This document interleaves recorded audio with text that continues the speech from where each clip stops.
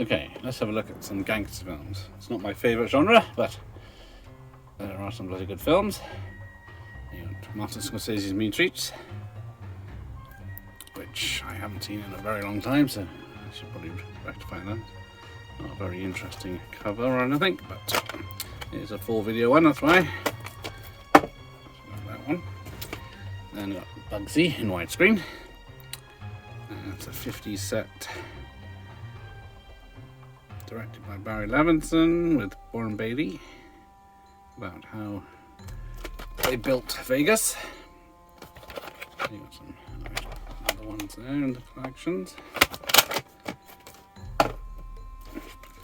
Then you got Gangs of New York, another Scorsese. It's definitely sort of gangster film, I suppose. That's my list, so yeah, it is.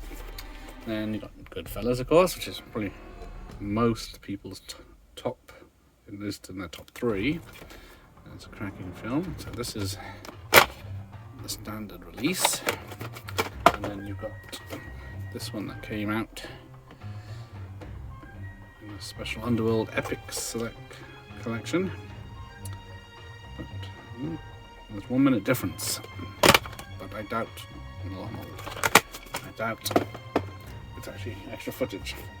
And then you can't say gangster films without saying Godfather. So this is the digitally remastered version, but still a non-widescreen. So why bother? A tiny bit of mold on that one too. Some cleaning to do. Then you got part 2. Again, same with the parts, same series. It's got interviews with the cast and crew, but basic tape.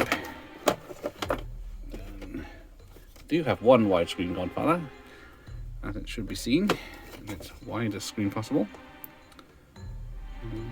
but exactly the same apart from the word widescreen. Then you've got the third one, which isn't mentioned on most people's favourite gangster films list. Really should. Story behind it. Then you got the original Scarface. Now this is from 1932. Boris Karloff's in this. I don't know that. But it's an old tape. Touched by that CIC sticker. Then you got the remake of Scarface, which doesn't have the best cover. It's got some nice pictures on the back. Not going to quote it. Fuck Sosa! That's about all I know, apart from the famous Bugsy Malone, kids gangster films, where they take each other out with pies instead of guns. It's all bullets. Now, I didn't realise until I saw Bronson, 101 Bronson's YouTube video that that's Sylvester Stallone. In one of his earlier works, that's Capone Heavy. So much so, it's not even mentioned in it, apart from up here, co-stars. And it's a Roger Corman film, so it's a mark of quality from 1975. Then you got this belter, Carlito's Way. Al Pacino loves his gangster films. And he's amazing at portraying someone completely different in each one. Hoo-ha! Son of a woman. And you got Hoodlum, which is a very 90s take on the old gangster films. Directed by Bill Duke of Predator fame. Running out of space here, there's too many of these. Alright. Then some British gangsters, The Famous Craze by the Kemp brothers, which is a pretty solid film. And quite brutal, especially for its day. Alright, then we're going Lock, Stock and Two Smoking Barrels. The version they did not show you in the cinema. I'm not sure what's been added, a few extra bits. But I say it counts as a gangster film, so here we go.